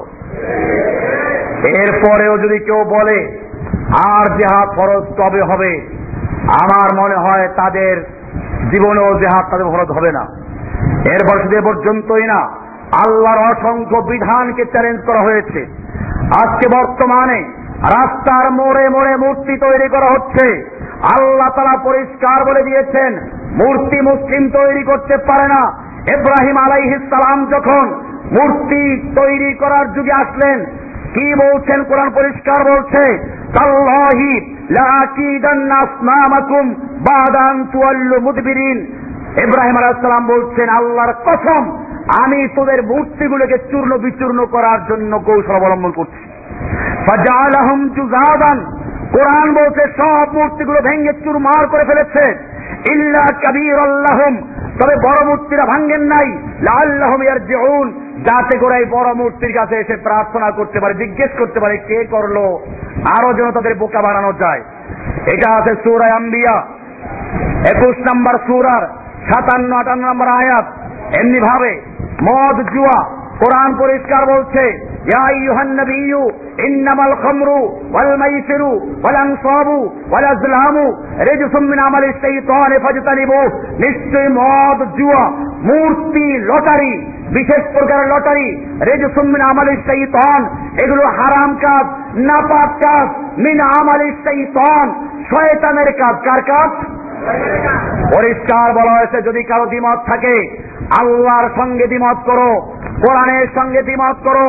এই বক্তব্যের জন্য যদি কারো গায়ে আগুন জ্বলে, জেনে রাখো সেই আগুন মুফতি জসিমউদ্দিন রহমানের বিরুদ্ধে নয়, সেই আগুন জ্বলবে স্বয়ং আল্লাহর বিরুদ্ধে। কারণ এই বাণী কার? জসিমউদ্দিন রহমানকে ধরতে পারো যদি কোরআনে না থাকে। কোরআনের পরিষ্কার আয়াত, জসিমউদ্দিন রহমানি একটা কথা আন্দাজে বলে না, দলিলবিহীন বলছে না। কোরআনের সূরা মায়েদা কোরআনের সূরা মায়েদা 5 নম্বর সূরার 90 নম্বর আয়াত আল্লাহ তাআলা পরিষ্কার বলছেন, রিজসুম মিন আমালিশ শাইতান, এই মূর্তি, জুয়া, মদ, বিশেষ লটারি, রিজসুন, এগুলো নাপাক, হারাম, মিন আমালিশ শাইতান, শয়তানের কাজ। মিন মানে হইতে, আমল মানে কাজ, শয়তান মানে শয়তান, এগুলো শয়তানের কাজের অংশ, শয়তানের কাজ। ফাজতানিবুহু, ও মুসলিম জাতি, তোমরা এতে সম্পূর্ণ বিরত থাকো, লাআল্লাকুম তুফলিহুন, তবেই তোমরা সফল হবে। কোরআনের স্পষ্ট আয়াত। মূর্তি তৈরি করা মুসলমানের কাজ না শয়তানের কাজ? যারা আজকে রাস্তার মোড়ে মোড়ে মূর্তি তৈরি করছে, এই মূর্তি তৈরির বিরুদ্ধে যারা বক্তব্য দিতে গেল, মূর্তির বিরুদ্ধে যারা প্রতিবাদ করতে গেল, তাদেরকে যারা টিয়ার শেল দিয়ে, গুলি দিয়ে, গ্রেনেড দিয়ে রাতের আধারে হত্যা করে তাড়ালো, অমুসলিম জাতি, তারা মুসলমান না কাফের? মুসলমান দাবি করলে সে মুসলমান না মুরতাদ? ভাইয়েরা আমার, শুধু এ পর্যন্তই না, আরো শুনুন। পদে পদে আল্লাহর বিধানকে চ্যালেঞ্জ করা হয়েছে। সংবিধানে লেখা হয়েছে প্রজাতন্ত্রের সকল ক্ষমতার মালিক জনগণ, সংবিধানের সাথে এক। আর আল্লাহ বলছেন সকল ক্ষমতার মালিক আল্লাহ। সূরা মুলুক 1 নম্বর আয়াত, 67 নম্বর সূরার 1 নম্বর আয়াত, তাবারাকাল্লাযী বিয়াদিহিল মুলকু ওয়া হুয়া আলা কুল্লি শাইইন কাদির। এমনি ভাবে আল্লাহ সুবহানাহু ওয়া তাআলা সুদ হারাম করেছেন। সূরা বাকারা 275 নম্বর আয়াত আল্লাহ বলছেন, ওয়া আহাল্লাল্লাহুল বাইআ ওয়া হাররামার রিবা, আল্লাহ হালাল করেছেন ব্যবসাকে, সুদ করেছেন হারাম। এরপরে সূরা বাকারার 278 থেকে 79 নম্বর আয়াত পর্যন্ত পড়ুন। আল্লাহ তাআলা বলছেন, হে ঈমানদারগণ, ইয়া আইয়ুহাল্লাযীনা আমানুত্তাকুল্লাহা ওয়া যারু মা বাকিয়া মিনার রিবা, হে ঈমানদারগণ, তোমাদের যত পাওনা সুদ আছে, বকেয়া সুদ আছে, সবগুলো বর্জন করো। ওয়াত্তাকুল্লাহ ওয়া যারু মা বাকিয়া মিনার রিবা ইন কুনতুম মুমিনিন, যদি মুমিন হয়ে থাকো। এরপরে বলছেন, ফাইন লাম তাফআলু, যদি তোমরা আল্লাহর বিধান জানা সত্ত্বেও, আল্লাহর বিধান জানার পরেও সুদ বর্জন করতে না পারো, আল্লাহ তাআলা বলছেন, ফাদানু বিহারবিন মিনাল্লাহি ওয়া রাসূলিহি, তাহলে তোমরা আল্লাহ এবং আল্লাহর রাসূলের সঙ্গে যুদ্ধের এলান করে দাও। কার সঙ্গে যুদ্ধ? আমার জাতি আল্লাহর এই হারামকৃত সুদকে হালাল করে দেওয়ার জন্য ব্যাংকের লাইসেন্স দিয়ে বৈধ করে দিয়েছে। সোনালী ব্যাংক, রূপালী ব্যাংক, পূবালী ব্যাংক, জনতা ব্যাংক, এরকম আরো যতগুলো ব্যাংক আছে, সব ব্যাংকগুলোতে সুদকে লাইসেন্স দিয়ে বৈধ করে দিয়েছে। এরকম যারা সুদকে লাইসেন্স দিয়ে বৈধ করে হালাল করে দিল, তারা আল্লাহর ঘোষণা অনুযায়ী আল্লাহর সঙ্গে যুদ্ধে লিপ্ত আছে। কার সঙ্গে যুদ্ধে লিপ্ত? এমনি ভাবে হেফাজতের একটা দাবি ছিল, পর্দার করার কথা, পর্দার বিধানের কথা বলা হয়েছিল। আপনারা জানেন এই পর্দার বিধান হেফাজতের দেওয়া না, পর্দার বিধান দিয়েছেন আল্লাহ। পবিত্র কোরআনে পরিষ্কার বলা হয়েছে, সূরা আহজাব 33 নম্বর সূরার 33 নম্বর আয়াত আল্লাহ বলছেন, ওয়াকারনা ফি বুয়ুতিকুন্না ওয়ালা তাবাররাজনা তাবাররুজাল জাহিলিয়াতিল উলা, হে মেয়ে লোকেরা, তোমরা তোমাদের ঘরে অবস্থান করবে, খবরদার তোমরা প্রাক জাহিলি যুগের নারীদের মতো অশ্লীল এবং বেহায়া, এবং তোমরা বেহায়া নাজের মতো সৌন্দর্য প্রদর্শন করবে না। বোঝা গেল মেয়ে লোকদেরকে এমনি পর্দা সহকারে প্রয়োজনে রাস্তায় বের হওয়া নিষেধ না, চাকরি করা নিষেধ না, কিন্তু সহ অবস্থান করা, বেগানা পুরুষের সঙ্গে মিশে যাওয়া, এটা নিষেধ করা হয়েছে। কোরআন আরো স্পষ্ট করে বলেছে, সূরা আহজাব 33 নম্বর সূরার 59 নম্বর আয়াত আল্লাহ বলছেন, ইয়া আইয়ুহান নাবিয়্যু কুল লিআজওয়াজিকা ওয়া বানাতিকা ওয়া নিসাইল মুমিনিন, হে নবী, আপনার স্ত্রীদেরকে এবং সমস্ত আপনার স্ত্রীদেরকে, আপনার মেয়েদেরকে, ওয়া নিসাইল মুমিনিন, এবং সমস্ত মুমিনদের মেয়েদেরকে বলুন, ইউদিনিনা আলাইহিন্না মিন জালাবিবিহিন্না, যেন তারা নিজের উপরে জিলবাব ঝুলিয়ে দেয়, পর্দা ঝুলিয়ে দেয়। জালাবিবিহিন্না যালিকা আদনা আন ইউরাফনা, এই পর্দা করলে কি লাভ? আল্লাহ বলছেন পর্দা করলে চেনা যাবে এরা শরীফ নারী, ভদ্র নারী, এরা সম্ভ্রান্ত নারী, এদেরকে উত্তপ্ত করবে না।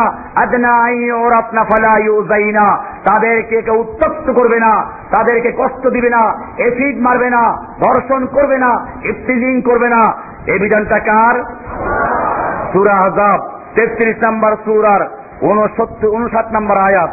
সুতরাং যারা আল্লাহর দেওয়া পর্দার বিধানকে চ্যালেঞ্জ করলো, আইন তৈরি করে দিল পর্দার জন্য কাউকে বাধ্য করা যাবে না, তারা সরাসরি আল্লাহর আইনের বিরুদ্ধে অবস্থান নিয়েছে, ঠিক কিনা? আল্লাহর কোন আইনকে আমল করতে না পারে এক কথা। আপনি রোজা রাখলেন না, ফরজ মানেন। আপনি হজ করেন নাই, ফরজ মানেন। আপনাকে ইসলাম কাফের বলে না। কিন্তু যদি কোনো ব্যক্তি ইসলামের কোন বিধানকে অস্বীকার করে, তুচ্ছ-তাচ্ছিল্য করে, ইসলামের কোন বিধানকে চ্যালেঞ্জ করে, সর্বসম্মতি ক্রমে সে কাফের হয়ে যায়। ভাইরা আমার, এমনি আর কতটা দেখাবো? জেনার বিচার ইসলামে হারাম। কোরআন পরিষ্কার বলছে, ওয়ালা তাকরাবুজ জিনা, জিনার ধারে কাছেও যেও না। সূরা ইসরা 17 নম্বর সূরার 32 নম্বর আয়াত আল্লাহ তাআলা বলছেন, জিনার শাস্তি আয-যানিয়াতু ওয়াজ-যানি ফাজলিদু কুল্লা ওয়াহিদিন মিনহুমা মিয়াতা জালদা। ব্যভিচারিণী আর ব্যভিচারী যেই হোক না কেন, ওরা যদি অবিবাহিত হয় 100 দররা মারো, আর বিবাহিত যদি হয়ে যায় তাহলে বলা হয়েছে ওদেরকে পাথর ছুঁড়ে হত্যা করো। আইনটা কার? বুখারীর 6830 নম্বর হাদিস দেখুন, সহিহ মুসলিমের 4513 নম্বর হাদিস, সহিহ মুসলিমের, সহিহ মুসনাদে আহমদের 391 নম্বর হাদিস পরিষ্কার বলা হয়েছে জিনার বিচারে আইন দিয়েছেন কে? আল্লাহর আইন বাতিল করে বিকল্প আইন তৈরি করে সে মুসলিম না কাফের? এমনি ভাবে কোরআনে আল্লাহ বলছেন, আস-সারিকু ওয়াস-সারিকাতু ফাকতাউ আইদিয়াহুমা, চোর চাই পুরুষ হোক চাই নারী হোক, ওদের হাত কেটে দাও। আইনটা কার? আল্লাহর আইনকে বাতিল করে দেওয়া হয়েছে, বিকল্প আইন তৈরি করে দেওয়া হয়েছে। আয়াতটা সূরা মায়েদা 5 নম্বর সূরার 38 নম্বর আয়াতে। এমনি ভাবে আমার ভাইয়েরা, সম্পত্তি বন্টনের ক্ষেত্রে আল্লাহ তাআলা আইন দিয়েছেন, ইউসিকুমুল্লাহু ফি আওলাদিকুম লিয-যাকারি মিসলু হাযযিল উনসায়াইন। কোরআন বলছে ইউসিকুমুল্লাহু, আল্লাহ তাআলা তোমাদের ওসিয়ত করছেন, ফি আওলাদিকুম, তোমাদের সন্তানদের ব্যাপারে, লিয-যাকারি মিসলু হাযযিল উনসায়াইন, একজন পুরুষ সন্তান দুইজন নারীর সমান সম্পত্তি পাবে। আইনটা দিয়েছেন কে? যারা আল্লাহর আইনকে চ্যালেঞ্জ করে একথা বলতে ধৃষ্টতা প্রদর্শন করছে, আল্লাহ নারীদেরকে ঠকিয়েছে, সব জায়গায় সমান করতে হবে, আমি জিজ্ঞেস করতে চাই তারা মুসলমান না কাফের? মনে রাখতে হবে, আল্লাহর আইন বুঝতে হবে। শয়তান আল্লাহর সমস্ত আইন অস্বীকার করে নাই। প্রশাসনের লোকদেরকেও বলছি, আমার কথা আপনারা যারা সরকারের কাছে পৌঁছান ভালো করে পৌঁছাবেন। আমি কেন মুরতাদ এবং কাফের বলছি, দলিল সহ বলছি। শয়তান আল্লাহর সমস্ত হুকুমকে অস্বীকার করে নাই। শয়তান যখন জান্নাত থেকে বহিষ্কৃত হয়েছে তখনও শয়তান আল্লাহর কাছে প্রার্থনা করেছে। কোরআন বলছে, শয়তান বলল, রব্বি ফানজিরনি ইলা ইয়াউমি ইউবাসুন, হে আমার রব তুমি আমাকে কিয়ামত পর্যন্ত হায়াত দান করো। কে প্রার্থনা করছে? শয়তান। কার কাছে? তাহলে বুঝা গেল শয়তান আল্লাহকে অস্বীকার করে নাই। শয়তান তোমার আমার খাজা বাবার মুরিদদের চেয়ে ভালো ঈমান রাখে, ঠিক কিনা? কারণ খাজার মুরিদেরা, গাজার মুরিদেরা, কবর পূজারীরা বিপদে পড়লে আল্লাহর নাম ভুলে গিয়ে মাজারে দৌড়ায়, মাজারের কাছে প্রার্থনা করে, গান গায়, কেউ ফেরে না খালি হাতে খাজা বাবার দরবার হতে। আর শয়তান বিপদে পড়ে, কারণ মাজারে যায় নাই, খাজা বাবার কাছে চায় নাই, গাজা বাবার কাছে চায় নাই, ল্যাংটা বাবার কাছে চায় নাই, শয়তান বিপদে পড়ে প্রার্থনা করে কার কাছে? তাহলে বোঝা গেল শয়তান তোমার খাজার মুরিদ, গাজার মুরিদ আর ল্যাংটার মুরিদের চেয়ে শয়তানের ঈমান অনেক ভালো, ঠিক কিনা? এই শয়তান আল্লাহর সব হুকুম অমান্য করে নাই, অমান্য করেছে কয়টা?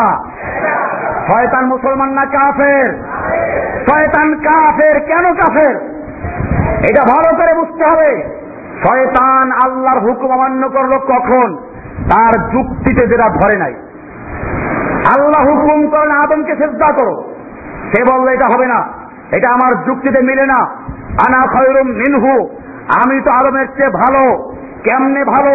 খলাকতানি মিন নারিন ওয়া খলাকতাহু মিন তিন, আপনি আমাকে সৃষ্টি করেছেন আগুন দিয়ে, আদমকে সৃষ্টি করেছেন মাটি দিয়ে। আগুনের গতি নিম্নে, মাটির গতি ঊর্ধ্বে। আগুন যদি নিচেও জ্বালায় উপরে উঠে, মাটি যদি উপরে ছুঁড়ে মারা হয় নিচে পড়ে। অতএব যুক্তির কথা হচ্ছে আদমের সামনে আমি নত হব না, বরং আমার সামনে আদম নত হবে। আল্লাহর বিধানকে যুক্তি দিয়ে প্রথম যেই ব্যক্তি চ্যালেঞ্জ করেছিল, অস্বীকার করেছিল, সেই ব্যক্তির নাম কি? এখনো যারা বিভিন্ন অজুহাতে, বিভিন্ন যুক্তিতে আল্লাহর আইনে যুগে চলে না, আল্লাহর আইন মানা যাবে না, এরকম আল্লাহর আইনকে বাতিল করে, এই লোকগুলো শয়তানের সাথে কোনো পার্থক্য আছে? শয়তান যদি আল্লাহর একটা হুকুমকে অমান্য করার জন্য কাফের আর মুরতাদ হয়ে থাকে, জাহান্নামী হয়ে থাকে, তাহলে যারা পদে পদে আল্লাহর আইনকে বাতিল করে দিয়েছে, তারা শয়তানের চেয়ে মারাত্মক মুরতাদ, মারাত্মক কাফের। ভাইরা আমার, আসুন, আবু বকর সিদ্দিক, অনেকে আছে খুঁজে পায় না কার বিরুদ্ধে জিহাদ করব, যুদ্ধ করব। লা ইলাহা ইল্লাল্লাহ তো সবাই পড়ে, জুমার দিন সবাই মসজিদে আসে। হ্যাঁ, শুনুন, কোরআন পরিষ্কার বলছে, সূরা তাওবা 9 নম্বর সূরা 65 থেকে 66 নম্বর আয়াত, আল্লাহ বলছেন যারা কোরআনকে নিয়ে, আল্লাহকে নিয়ে, রাসূলকে নিয়ে তুচ্ছ তাচ্ছিল্য করে, আল্লাহ তাআলা ডাইরেক্ট বলেছেন তারা কাফের। তারা কি? কোরআন পরিষ্কার বলছে, কুল আবিল্লাহি ওয়া আয়াতিহি ওয়া রাসূলিহি কুনতুম তাস্তাহজিউন। হে নবী, আপনাদেরকে জানিয়ে দিন, তোমরা আল্লাহর সঙ্গে, আল্লাহর আয়াত নিয়ে, আল্লাহর রাসূলকে নিয়ে তুচ্ছ তাচ্ছিল্য করছো। এরপরে আল্লাহ কি বলছেন শুনুন, পরিষ্কার আয়াত, আল্লাহ তাআলা বলছেন লা তা'তাযিরু ক্বাদ কাফারতুম বা'দা ঈমানিকুম। আর কোন বাহানা তালাশ করো না, ওজর পেশ করো না, অজুহাত খুঁজো না। ক্বাদ কাফারতুম বা'দা ঈমানিকুম, তোমরা ঈমান আনার পরে, হজ করার পরে, প্রতিবান্ধার পরে, ক্বাদ কাফারতুম বা'দা ঈমানিকুম, ঈমান আনার পরে তোমরা কাফের হয়ে গেছো। কে বলেছেন? কোন জায়গায় বলেছেন? সূরা তাওবা 9 নম্বর সূরার 65 থেকে 66 নম্বর আয়াত। এরপরে শুনুন, আবু বকর সিদ্দিক রাদিয়াল্লাহু তাআলা আনহুর খলিফা হলেন। হাদিসটা ভালো করে শুনুন। আন আবি হুরায়রা রাদিয়াল্লাহু তাআলা আনহু قال লাম্মা তুফিয়া রাসূলুল্লাহ সাল্লাল্লাহু আলাইহি ওয়াসাল্লাম, যখন আল্লাহর নবী ওফাত হয়ে গেল, অস্তখলিফা আবু বকর বাদাহু, এরপরে আবু বকর খলিফা নিযুক্ত হলেন। ওয়া কাফারা মান কাফারা মিনাল আরব, এবং আরবের কিছু লোক যাকাত অস্বীকার করে কাফের হয়ে গেল। قال ওমর বিন খাত্তাব আবু বকর, ওমর বিন খাত্তাব আবু বকর সিদ্দিককে বললেন, কাইফা তুকাতিলুন নাস, আপনি কি করে এই লোকদের বিরুদ্ধে যুদ্ধ করবেন যারা যাকাত দিতে অস্বীকার করেছে, কিন্তু তারা নামাজ পড়ে, রোজা রাখে, হজ করে, তারা সবকিছু করে। ওয়াকাদ ক্বালা রাসূলুল্লাহ সাল্লাল্লাহু আলাইহি ওয়াসাল্লাম, অথচ রাসূলুল্লাহ সাল্লাল্লাহু আলাইহি ওয়াসাল্লাম বলেছেন, উমিরতু আন উকাতিলান নাস হাত্তা ইয়াকুলু লা ইলাহা ইল্লাল্লাহ, আমি যুদ্ধের জন্য আদিষ্ট হয়েছি, আমি যুদ্ধ করার জন্য আদেশ করা হয়েছে ততক্ষণ পর্যন্ত লা ইলাহা ইল্লাল্লাহ না বলবে। আর যখন ফামান ক্বালা লা ইলাহা ইল্লাল্লাহ, যখন লা ইলাহা ইল্লাল্লাহ বলবে, ফাকাদ আসামা মিন্নি মালাহু ওয়া নাফসাহু, তখন তার জান এবং মালের নিরাপত্তা সে লাভ করবে। তার এই লোকগুলো লা ইলাহা ইল্লাল্লাহ পড়ে, নামাজ পড়ে, রোজা রাখে, হজ করে, খালি যাকাত দিতে অস্বীকার করেছে, এদের বিরুদ্ধে আপনি কেমনে যুদ্ধ করবেন? হাদিস তো বলে লা ইলাহা বলে যুদ্ধ করা যাবে না। শুনুন, আবু বকর সিদ্দিক রাদিয়াল্লাহু তাআলা বললেন, ওমর শুনে রেখো, ওয়াল্লাহি লাউ কাতিলান্না মান ফাররাকা বাইনাস সালাতি ওয়াজ যাকাতে, আল্লাহর কসম, যারা সালাত এবং যাকাতের মধ্যে পার্থক্য করবে, সালাতের ফরজ মানবে, যাকাত মানবে না, আল্লাহর কসম, লাকাতালতু আলা মানইহি লাকাতালতুহুম আলা মানইহি, আমি অবশ্যই তাদের বিরুদ্ধে যুদ্ধ করব। قال عمر بن الخطاب فوالله ما هو الا ان رايت ان الله زادت صالح الذكرين, আমি বুঝলাম যে আবু বকর অন্তর আল্লাহ খুলে দিয়েছেন, এটাই হক। এবং এরপরে ওমর তওবা করলেন। ভাইরা আমার, হাদিসটা আছে সহিহ বুখারীর 6924 নম্বর হাদিস, সহিহ মুসলিমের 133 নম্বর হাদিস, তিরমিজির 2607 নম্বর হাদিস, আবু দাউদের 1558 নম্বর হাদিস, নাসাঈর 3051 নম্বর হাদিস, মুসনাদ আহমদের 239 নম্বর হাদিস। পরিষ্কার হয়ে গেল, লা ইলাহা ইল্লাল্লাহ যত বলুক, নামাজ যত পড়ুক, রোজা যত রাখুক, হজ যত করুক, আল্লাহর কোন একটা বিধান যদি অস্বীকার করে, তাহলে সে আর মুসলিম থাকে না, সে কি হয়ে যায়? কাফের, মুরতাদ হয়ে যায়। কি হয়ে যায়? কাফের এবং মুরতাদ হয়ে যায়। আমার জাতি আসল বিষয় হচ্ছে এই, আমার জাতি উযু ভঙ্গের কারণ জানে, বায়ু ত্যাগ করলে উযু ভেঙে যায় এটা জানে। আমার জাতি রোজা ভঙ্গের কারণ হয়তো দুই একটা জানে। আমার জাতি নামাজ ভঙ্গের কারণ জানে, কিন্তু ঈমান যে ভঙ্গের কারণ আছে তা। কান খুলে আজকে শোনো, কান খুলে শোনো, নামাজ ভঙ্গের যেরকম নির্দিষ্ট কারণ আছে, উযু ভঙ্গের যেমন নির্দিষ্ট কারণ আছে, রোজা ভঙ্গের যেমন নির্দিষ্ট কারণ আছে, ঠিক তেমনি ভাবে ইসলাম আনার পরে, ঈমান আনার পরেও নির্দিষ্ট কতগুলো কারণ আছে, যেই কারণ পাওয়া গেলে আর সে মুসলমান থাকে না, সে মুরতাদ হয়ে যায়, কাফের হয়ে যায়। এই কারণগুলো আমার কিতাবুল আকায়েদে পরিষ্কার লেখা আছে। কিতাবুল আকায়েদ পড়বেন, 10টা কারণ লেখা আছে। তার মধ্যে একটা কারণ হচ্ছে এই, যদি কোনো ব্যক্তি আল্লাহর রসুলকে নিয়ে অথবা আল্লাহর বিধানকে তুচ্ছ তাচ্ছিল্য করে, ওই উযু ভঙ্গের যেমন কারণ আছে, বায়ু ত্যাগ করলে উযু যেমন ভঙ্গ হয়ে যায়, ঠিক তেমনি ভাবে আল্লাহকে নিয়ে, আল্লাহর রসুলকে নিয়ে, আল্লাহর বিধানকে নিয়ে তুচ্ছ তাচ্ছিল্য করলে সে যত নামাজ পড়ুক, রোজা রাখুক, হজ করুক, মাথায় পট্টি বাঁধুক, সে কাফের হয়ে যায়। এরা আবার এমনি ভাবে কেউ যদি বিশ্বাস করে আল্লাহর বিধান এটা যুগে চলে না, অথবা এর চেয়ে মানব রচিত আইন ভালো, এরকম যদি বিশ্বাস করে, চোরের হাত কাটার আইন এ যুগে চলে না, পর্দার বিধান এ যুগে চলে না, মূর্তি স্থাপন না করা এ যুগে চলে না, সম্পত্তি বন্টনের আইন আল্লাহ নারীদেরকে ঠকিয়েছে এ যুগে চলে না, জেনা হারাম করা চলবে না, সুদ হারাম করা চলবে না, এরকম পদে পদে যারা আল্লাহর বিধানকে অমান্য করেছে, আল্লাহর হারামকে হারাম মানে না, আল্লাহ সুবহানাহু ওয়া তাআলা নিজে তাদের বিরুদ্ধে যুদ্ধ করার হুকুম করেছেন।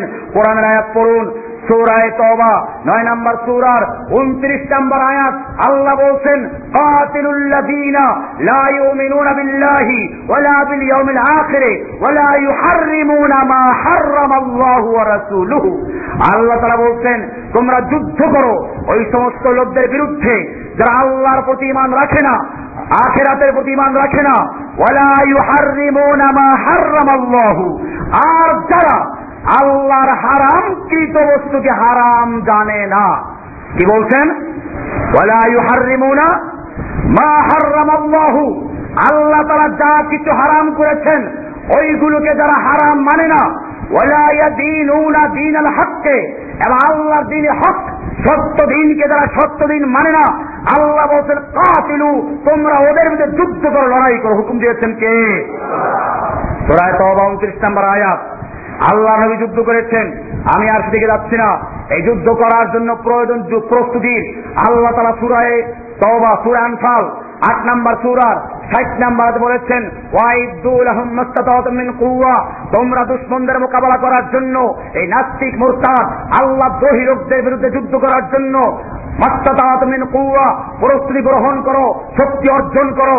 আল্লাহর নবী এই ব্যাখ্যা দিয়েছেন, আলা ইন্নাল কুওয়াতার রামি, আলা ইন্নাল কুওয়াতার রামি, আলা ইন্নাল কুওয়াতার রামি। শুনে রেখো, কুওয়াত হচ্ছে, শক্তি হচ্ছে নিক্ষেপ করা, নিক্ষেপ করা, নিক্ষেপ করা। আল্লাহর নবীর যুগে তীর নিক্ষেপ করা ছিল, বর্ষা নিক্ষেপ করা ছিল। আল্লাহর নবী তীর তবে নাম নেন নাই, কারণ কিয়ামত পর্যন্ত তীর নিক্ষেপ আসবে।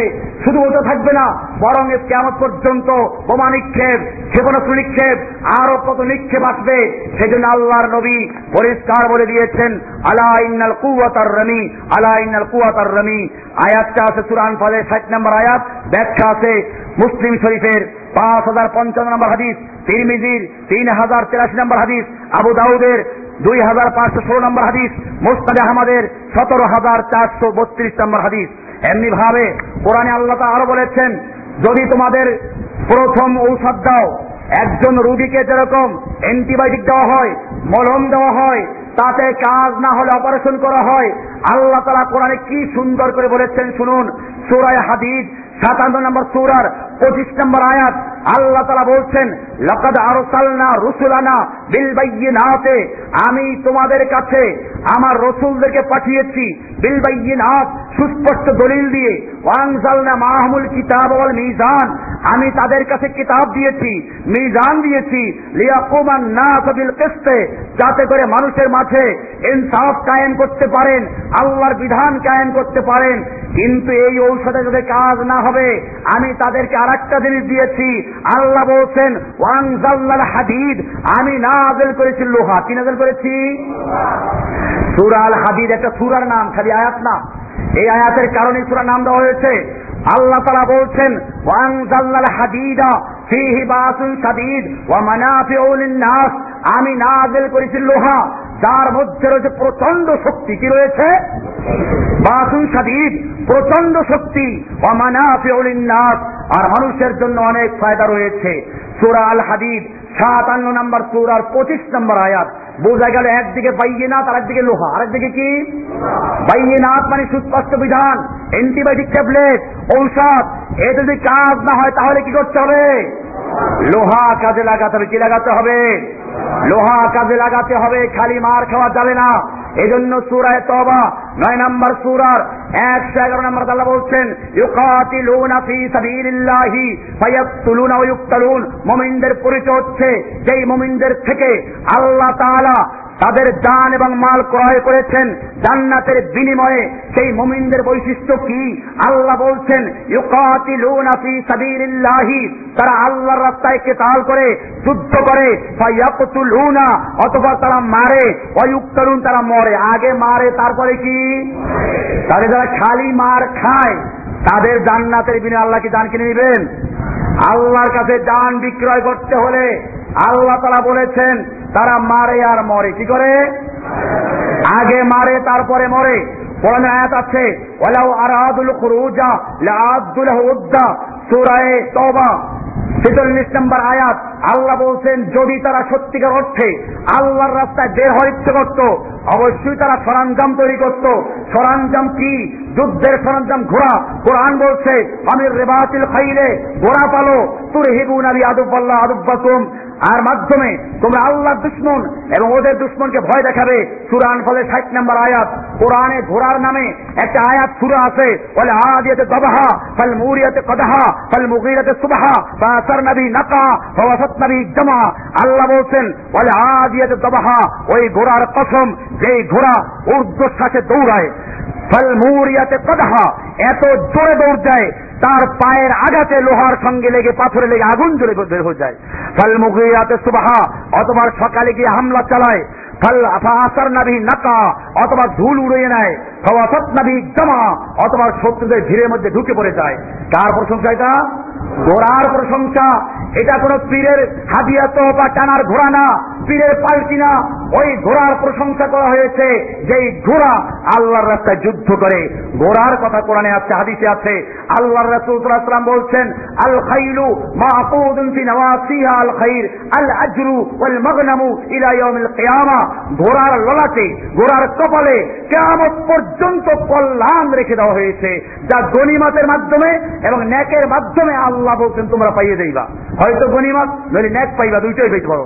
হাদিসটা সহিহ বুখারীর 3119 নম্বর, সহিহ মুসলিমের 4955 নম্বর, সুনানে নাসাইর 3574 নম্বর হাদিস। ঘোড়া সম্পর্কে আরো অনেক হাদিস আছে, আমার এই ছোট বইয়ের মধ্যে পাবেন ইনশাআল্লাহ। এরপরে যুদ্ধের প্রশিক্ষণের ফজিলত। আল্লাহ রাসূল সাল্লাল্লাহু আলাইহি ওয়াসাল্লাম বলছেন কুল্লু শাইইন ইয়ালহু বিহি আর-রাজুলু বাতিলুন ইল্লা রামিয়ুর রাজুলি বিকাউসিহি ওয়া তাদিবাহু ফারাসাহু ওয়া মুলাআবাতুহু আহলাহু। আল্লাহ রাসূল সাল্লাল্লাহু আলাইহি ওয়াসাল্লাম বলছেন সমস্ত খেলাধুলা বাতিল, খেলাধুলা বাদ, আর কোনো মূল্য নাই। কিন্তু যেই খেলা ইল্লা রামিয়ার রাজুলি বিকাউসিহি, তবে কামান থেকে তীর নিক্ষেপ করা, ধনুক থেকে তীর নিক্ষেপ করা, ঘোড়াকে প্রশিক্ষণ দেওয়া, এইরকম খেলাধুলা জায়েজ। হাদিসটা আছে ইবনে মাজার 2461, তিরমিজির 1637, আহমদের 17375, এরকম সহিহা 315 নম্বর হাদিস। ভাইরা আমার, আল্লাহর রাসূল সাল্লাল্লাহু আলাইহি ওয়াসাল্লাম বলছেন লা সাবাকা ইল্লা ফি খুফফিন আও ফি হাফিরিন আও ফি নসলিন। কোন প্রতিযোগিতা জায়েজ নেই, তবে জায়েজ আছে ঘোড়ার দৌড়, উটের দৌড়, এরকম তীর পরিচালনার প্রতিযোগিতা জায়েজ আছে। ইল্লা ফি খুফফিন, উটের দৌড় জায়েজ, কারণ উট যুদ্ধ করতে লাগে। আও ফি হাফিরিন, ঘোড়ার দৌড় জায়েজ। আও নসলিন, আর তীর প্রশিক্ষণ জায়েজ। বোঝা গেল খেলাধুলার মধ্যে যেই খেলাধুলা ইসলামের কাজে আসবে, যুদ্ধের কাজে আসবে, ওই খেলাধুলা ইসলাম জায়েজ করে দিয়েছে। আবু দাউদের 2576 নম্বর হাদিস, তিরমিজির 1700 নম্বর হাদিস, নাসাইর 3587 নম্বর হাদিস, ইবনে মাজাহ 2878 নম্বর হাদিস, মুসনাদ আহমদের 8693 নম্বর হাদিস। ভাইয়েরা আমার, এরপরে আরো অনেকগুলো হাদিস আপনারা পাবেন এখানে। এরপরে আমি দেখাচ্ছি আল্লাহর নবী নিজে যুদ্ধ করেছেন। আল্লাহর নবী মরে যাওয়ার পরে তার সম্পত্তির মধ্যে অন্য কোন সম্পত্তি না পাওয়া গেল, তরবারি পাওয়া গেছে, লোহার হেলমেট পাওয়া গেছে, ঢাল পাওয়া গেছে।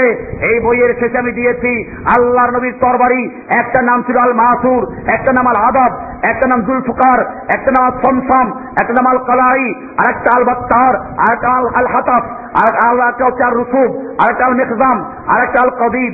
এই 10টা তরবারির নাম পাওয়া গেছে আল্লাহর নবীর তারেকা সম্পত্তির মধ্যে ছিল এগুলো।